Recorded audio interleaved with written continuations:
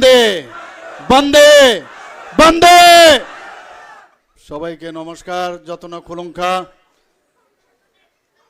আজকে মহারানী তেলিয়ামুড়া কেন্দ্রের প্রার্থী অত্যন্ত সজ্জন ব্যক্তি, দেখলেই মনে হয় অত্যন্ত কি বলবো ভদ্র যাকে বলে, শ্রী বিল্লু জমাতিয়ার সমর্থনে যে এডিসির 2026-এর যে ভারতীয় জনতা পার্টির তরফ থেকে মনোনয়ন দেওয়া হয়েছে, সেই উপলক্ষে আজকে মঞ্চে উপস্থিত আছেন আমাদের অত্যন্ত আদরণীয়, এবং উনি ওনার বক্তব্যের মাধ্যমে বলেছেন যে ত্রিপুরার জন্য উনি কি কি করেছেন, এবং সব সময় উনি পুরো নর্থ ইস্টার জন্য করে থাকেন, শুধু ত্রিপুরার জন্য নয়।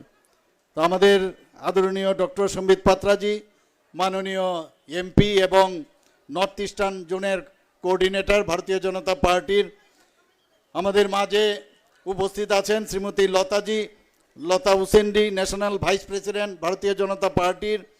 এখানে উপস্থিত আছেন ত্রিপুরা সরকারের মাননীয় মন্ত্রী ট্রাইবেল ওয়েলফেয়ার ডিপার্টমেন্টের শ্রী বিকাশ দেববর্মা মহোদয়, এবং আমাদের পবিত্র বিধানসভার যিনি হুইপ, সবসময় বিধানসভাকে দেখে রাখেন বলা চলে, এই তেলিয়ামুড়া কেন্দ্রের মাননীয় বিধায়িকা শ্রীমতী কল্যাণী রায় মহোদয়া।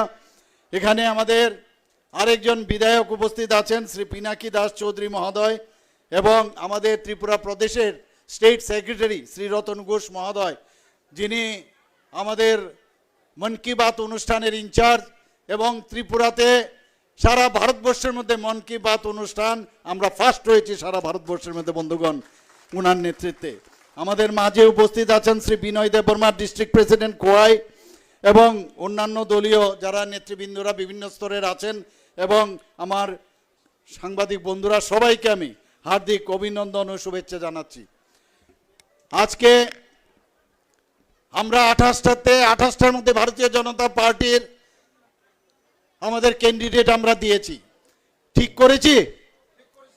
আরে বলতে হবে ঠিক হয়েছে।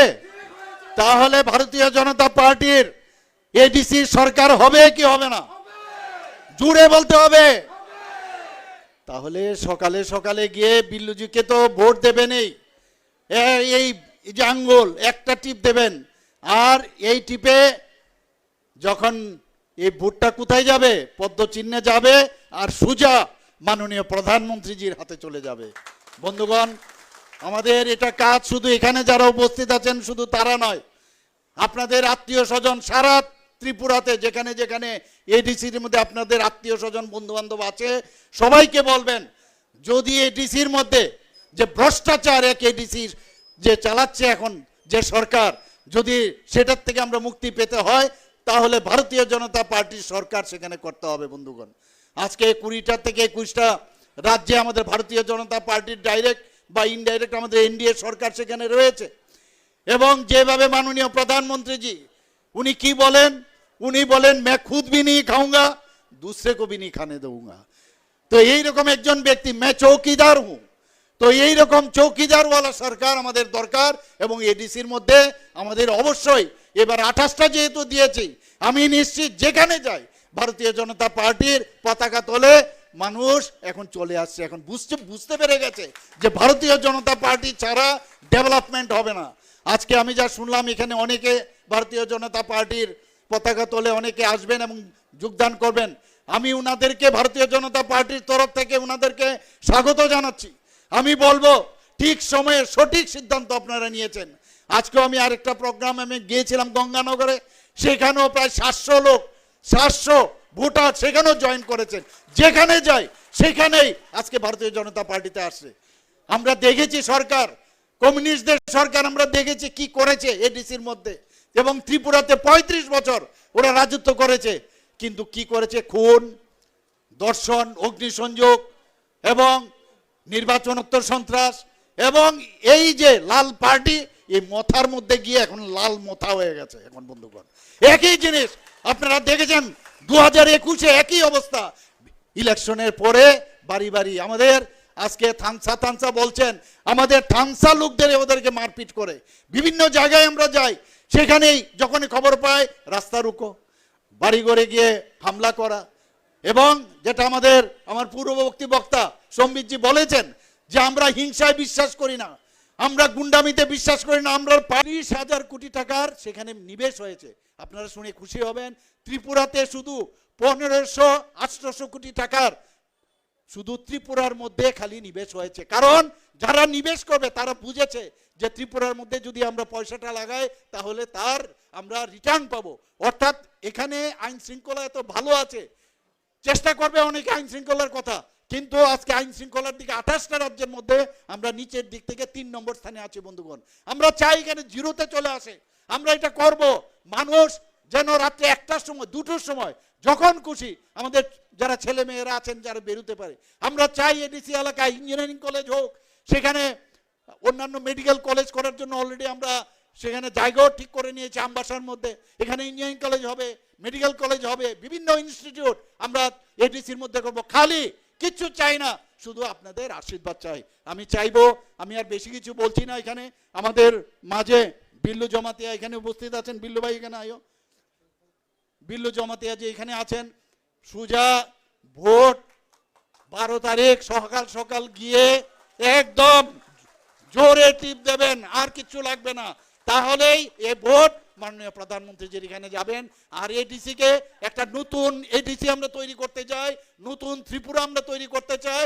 আর মাননীয় প্রধানমন্ত্রীজি যে আমাদের এবারের যে অপারেশন সিন্দুরের সময় বলছেন যে নিউ ইন্ডিয়া, আমরাও নিউ ত্রিপুরা আমরা তৈরি করব, নিউ এডিসি তৈরি করব, সবাইকে পাবে, সেটা আমরা ডিসিশন দিয়েছি। শুধু তাই নয়, আমি চিফ সেক্রেটারি মহোদয়কে বললাম যে আরো কত জনজাতি গোষ্ঠী আছে। এরপরে দেখা গেল প্রায় 40+ আরো ছোট ছোট জনজাতি গোষ্ঠী আছে। আমি বললাম তাদেরকে খুঁজে বের করুন, সবাইকে 5,000 টাকা করে আমাদের ক্যাবিনেট থেকে আমরা সবাই ডিসিশন নিলাম এবং সেখানে 5,000 টাকা করে আমরা সম্মান দিতে জানি। আপনারা দেখুন মাননীয় প্রধানমন্ত্রীজি আসার পর জনজাতিদের কিভাবে সম্মান দিয়েছেন। আজকে আমাদের রাষ্ট্রপতি একজন মহিলা, সে উড়িষ্যা থেকে উনি বিলং করেন, অত্যন্ত অযোগ্যের থেকে আসেন, উনাকে আজকে দ্রৌপদী মুর্মুজিকে রাষ্ট্রপতি বানিয়েছেন কিনা? বানিয়েছেন। আমাদের ত্রিপুরার এই মহারাজ ফ্যামিলির একজন ব্যক্তি যিনি উপমুখ্যমন্ত্রী ছিলেন জিষ্ণু দেববর্মা মহোদয়, উনাকে কি করেছেন? ছোট একটা রাজ্য ত্রিপুরার থেকে তেলেঙ্গানার মতো এত বড় রাজ্যে উনাকে আজকে রাজ্যপাল বানিয়েছেন। এখন তো প্রমোশন হয়েছে, মহারাষ্ট্রের রাজ্যপাল বানিয়েছেন। তো আমাদের এই সরকার আসার পর আপনারা এটা ভাবতে হবে, সবাইকে বলতে হবে 2019 থেকে 2026 পর্যন্ত এক নাগারে পর আজকে প্রায় 8 জন জনজাতি যারা বিভিন্ন ক্ষেত্রে যারা স্বনামধন্য তাদেরকে পদ্মশ্রী উপাধি দিয়ে মাননীয় প্রধানমন্ত্রীজি ওনাদের সম্মান দিয়েছেন। বন্ধুগণ, আজকে 23 বছর ধরে রিয়াং শরণার্থী যাদের কথা কেউ চিন্তা করেনি, আজকে আমাদের এই ভারতীয় জনতা পার্টির সরকার কেন্দ্রের এসে আমাদের যশস্বী গৃহমন্ত্রীজি উনি নিজে এটার মধ্যে উদ্যোগ নিয়ে আজকে প্রায়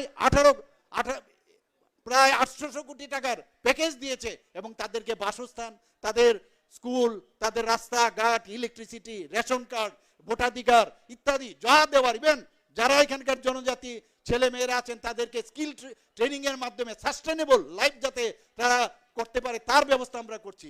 আপনারা দেখেছেন উগ্রপন্থীর সৃষ্টি কে করেছে? কমিউনিস্টদের সময় উগ্রপন্থীরা সৃষ্টি হয়েছিল। আজকে আমরা যদি এটিটিএফ দেখি, এনএলএফটি, তাদের সৃষ্টি, তাদের অপকর্ম, আজকে তাদেরকে আমরা সঠিক পথে নিয়ে এসেছি।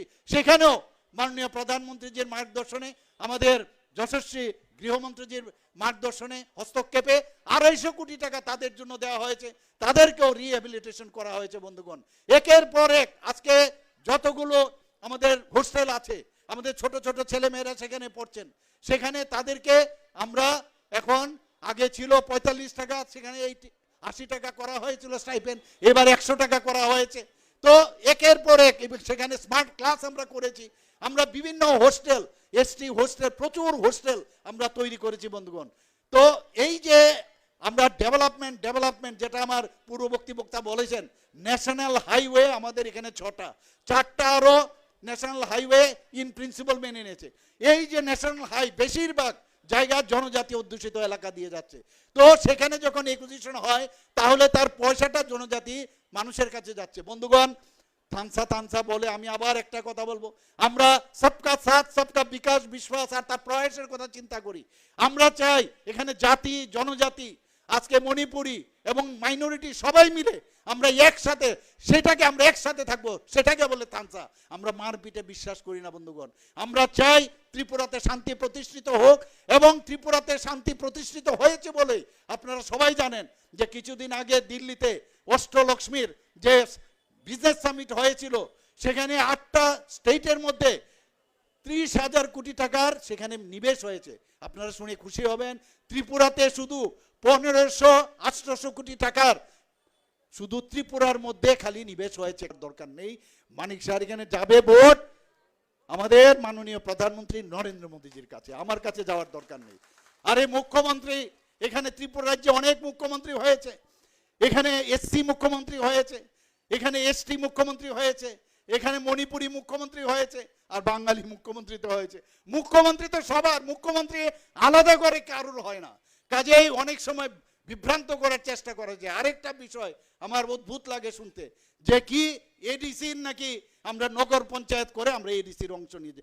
আমি আপনাদের কাছে আমি দৃঢ়তার সাথে বলছি যে এডিসির একটা অংশ 1 ইঞ্চি জমিও আমাদের নগর পঞ্চায়েতে যাবে না। ইচ্ছা করে বিভ্রান্ত সৃষ্টি করার জন্য এই কাজটা করছে বন্ধুগণ। এগুলো আমরা করব না কোনোদিন। পঞ্চায়েত আমরা পঞ্চায়েত 3টা পঞ্চায়েত নিয়ে আমরা নগর পঞ্চায়েত, কারণ কোন অফিসারের সাধ্য আছে যে এডিসির কোনো অংশ নিয়ে একটা পঞ্চায়েত করবে? বিভ্রান্ত করার যা যা দরকার সেই সব কাজ করছে বন্ধুগণ। আমরা এর মধ্যে আমরা দেখেছেন যে কিছুদিন আগে এই ত্রিপুরার মধ্যে সিভিল সোসাইটির নামে এখানে দাঙ্গা বাজানোর চেষ্টা করা হয়েছিল। আমরা এগুলো দেখেছি, গন্ডা তুইসাতে হয়েছে। আগরতলার মধ্যে সেই পার্টিরই একজন এমএলএ তার নেতৃত্বে সেটা করেছিল। ভেবেছিল পুলিশ লাঠিচার্জ করবে বা তাদেরকে উঠিয়ে দেবে, আর আগের থেকেই প্ল্যান তৈরি যে কি সুরমার মধ্যে সে শান্তির বাজার সুরমা, সেখানের মধ্যে একটা এই রায়টের ব্যবস্থা করবে। এবং যখন দেখলো যে পুলিশ কিছু করছে না, তো 2টোর সময় ওনারা উঠিয়ে দিলেন। এই যে অবস্থা, কিন্তু পরবর্তী সময়ে সুরমার মধ্যে আপনারা সবাই জানেন সেখানে আমাদের গরিব ভাই বোন যারা আছেন, সেখানে বাঙালিও ছিল, সেখানে জনজাতিও ছিল, তাদের বাড়ি ঘর আগুন জ্বালিয়ে দিয়েছে। আমি সেখানে গেছি, গন্ডা তুইসাতে আমি গিয়েছি, সেখানে গিয়ে 3 দিনের মধ্যে সেই সমস্যার সমাধান করেছি। বন্ধুগণ, আপনাদের কাছে একটাই আবেদন থাকবে, আপনারা সতর্ক থাকবেন। এগুলো দাঙ্গা, মাননীয় প্রধানমন্ত্রীজি আসার আগে আপনারা দেখছেন ভারতবর্ষে খালি দাঙ্গা দাঙ্গা হতো কিনা, কিন্তু মাননীয় প্রধানমন্ত্রীজি আসার পর কোনো দাঙ্গা আছে? কোথাও দাঙ্গা নেই। ত্রিপুরাতেও আমরা মাননীয় প্রধানমন্ত্রীজির মার্গদর্শনে এখানে দাঙ্গা আমরা হতে দেব না। আর এডিসিতে যখন ভারতীয় জনতা পার্টির সরকার হবে, দাঙ্গা তো দূরের কথা, খালি ডেভেলপমেন্ট ডেভেলপমেন্ট ডেভেলপমেন্ট ছাড়া কোনো কথা হবে না। আমরা চাই ভারতীয় জনতা পার্টির তার যে মেইন উদ্দেশ্য সেটা হচ্ছে সেখানের যারা জনজাতি ভাই বোনেরা আছেন তাদের যে সোশিও ইকোনমিক্যাল কন্ডিশন সেটা বেটার হোক, সেটা আমরা চাই বন্ধুগণ। আমরা দেখেছি আমাদের পার্টিগুলোর মধ্যে আগুন জ্বালিয়ে দেয়, আমাদের পার্টির যারা আমাদের কার্যকর্তারা আছেন তাদের বাড়ি ঘরে আক্রমণ করে। আমরা এই ধরনের রাজনীতি আমরা করি না। আপনারা দেখেছেন আমরা সত্যিকারের অর্থে মানুষকে সম্মান দিতে জানি। মহারাজা বীর বিক্রম কিশোর মাণিক্য বাহাদুর, যাকে কি বলা হতো যে আধুনিক ত্রিপুরার রূপকার, মাননীয় প্রধানমন্ত্রীজি এসে উনার নামে সিঙ্গার বিল ছিল। উনার সময়ে সেকেন্ড ওয়ার্ল্ড ওয়ারের সময় সেখানে সিঙ্গার বিল এয়ারপোর্ট ছিল, সেটাকে এর আগে তো কমিউনিস্টরা রাজত্ব করেছে, কংগ্রেসরাও করেছে, অনেক লোকাল পার্টি ছিল, কেউ তো করেনি। মাননীয় প্রধানমন্ত্রী এবং বিজেপি পার্টি এসে উনার নামে উৎসর্গ করে আজকে আগরতলা এয়ারপোর্টকে মহারাজা বীর বিক্রম কিশোর মাণিক্য বাহাদুরের নামে করেছে। আকামানচমনির সামনে একটা ছোট আইল্যান্ড আপনারা দেখেছেন, 0 মাইল ফলক, সেখান থেকে শুরু হতো যে কোন জায়গা থেকে এখানে আজকে তেলিয়ামুড়া কত মাইল কত কিলোমিটার, তখন মাইল হতো। আমি মুখ্যমন্ত্রী হওয়ার পর সেই মাইল ফলক মাটির নিচে চলে গেছিল, সেটাকে উঠিয়ে আমি সেখানের মধ্যে মাননীয় আমাদের এই যে আগে যে আমরা সবসময় যাকে আমরা সম্মান দিতাম আমাদের বীর বিক্রম কিশোর মাণিক্য বাহাদুরের মূর্তি সেখানে বসিয়েছি। শুধু তাই না, আগরতলা এয়ারপোর্ট থেকে আসার সময় আপনারা যদি দেখেন সেখানে এসডি বর্মনের নাম, এক রাজ পরিবারের একজন ফ্যামিলির ব্যক্তি, এত বড় সুরকার, এত বড় গায়ক আমরা তো শুনিনি কোনোদিন, কবে আসবে আমরা জানা নেই, তার যে মূর্তি আমরা সেখানে প্রতিষ্ঠিত করেছি বন্ধুগণ। আপনারা জানেন যে আমাদের সহজ সরল এই যে জনজাতি ভাই বোনেরা আছেন, অফিসে গেলে অনেক সময় সমস্যা হয়। আমরা কি করলাম, এবার ক্যাবিনেটে ডিসিশন নিলাম যে বিভিন্ন যে স্কিম আছে, আমাদের সেন্ট্রালের স্কিম আছে, আমাদের স্টেটের যে স্কিমগুলি আছে, সেইগুলো অফিসাররা, একজন পার্টিকুলার একজন অফিসার খালি সমস্ত স্কিমগুলো দেখার জন্য আমরা সেখানে তাদেরকে নিযুক্ত দিয়েছি বন্ধুগণ।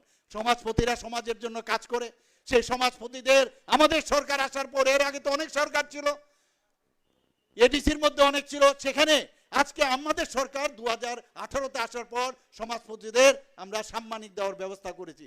2000 টাকা করে দেওয়া হতো, এবার আমরা ক্যাবিনেটের ডিসিশনে এসে আমরা 5000 টাকা করেছি। কেপিং ছিল, কেপিংগুলো আমরা সরিয়ে দিয়েছি, কারণ অনেক সময় অনেক সমাজপতি অনেক সময় তারা চাকরি করে বা পেনশন পান, সেই জিনিসটা আমরা উঠিয়ে দেওয়াতে আজকে 19টা জনজাতি গোষ্ঠী সেখানে 5000 টাকা করে পাবে, সেটা আমরা ডিসিশন দিয়েছি। শুধু তাই নয়, আমি চিফ সেক্রেটারি, আমরা গুন্ডামিতে বিশ্বাস করি না। আমরা পার্টি একটু অন্য ধরনের পার্টি। আমাদের এই পার্টি একটা রাষ্ট্রবাদী পার্টি। প্রথমে দেশের জন্য, রাজ্যের জন্য চিন্তা করে, তারপর পার্টির জন্য চিন্তা করে, আর তারপর নিজের জন্য চিন্তা করে। আর অন্যান্য পার্টি কি করছে? উল্টো, ওরা প্রথমে নিজের জন্য চিন্তা করে, আর আমাদের পার্টি দেশের জন্য। রাজ্য যদি, আজকে দেশ যদি শক্তিশালী না হয়, তাহলে কি করে আজকে আমরা সামনের দিকে এগিয়ে যাব বন্ধুগণ? আজকে আপনারা দেখেছেন কিছুদিন, গত লাস্ট যে রোববার মন কি বাত অনুষ্ঠান হয়েছে, সেখানে মাননীয় প্রধানমন্ত্রীজি দুটো জিনিস ত্রিপুরার ব্যাপারে বলেছেন। কি বলেছেন? এই প্রধানমন্ত্রী যে এই যে মুক্ত বিজলি যোজনায় রিয়াং শরণার্থী, যাদের কথা কেউ চিন্তা করেনি, সেই রিয়াং শরণার্থীদের মধ্যে বাড়িতে, ঘরের ভিতর এখন বিজলি পৌঁছে গেছে বন্ধুগণ।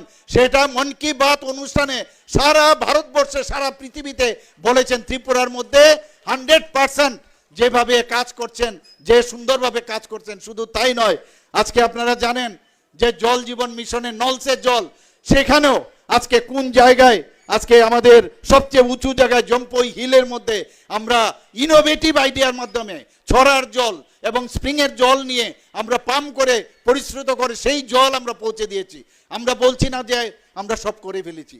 আমরা এই এডিসির মধ্যে প্রায় বহু জায়গার মধ্যে, আমি বিধানসভার মধ্যে বারবার বলেছি, 100% বহু জায়গায় 100% নলসের জল গেছে, কিছু জায়গায় 90% গেছে, কিছু জায়গায় 85% গেছে। এবং সেই জায়গার মধ্যে আজকে টোটাল যদি আমরা এভারেজ করি, এডিসির মধ্যে 85 থেকে 86% জল জীবন মিশনের আওতায় নলসের জলে মাননীয় প্রধানমন্ত্রীজি জল দেওয়ার ব্যবস্থা করেছে আমাদের সরকার। আমরা সেভাবে চেষ্টা করেছি। এবং বন্ধুগণ, সেই কথাটাই মাননীয় প্রধানমন্ত্রীজি বারবার বলছেন যে এই জম্পুই হিলের মধ্যে ইনোভেটিভ আইডিয়ার মাধ্যমে আমরা যে জল দিতে পেরেছি সেখানে জনজাতি গোষ্ঠীর, সেটা আমাদের জন্য একটা গর্বের বিষয়। সেইটা গর্বের বিষয় এই কারণে, আমার জানা নেই সারা পৃথিবীর মধ্যে কোনো রাষ্ট্রপ্রধান এভাবে মন কি বাত অনুষ্ঠান করে কিনা।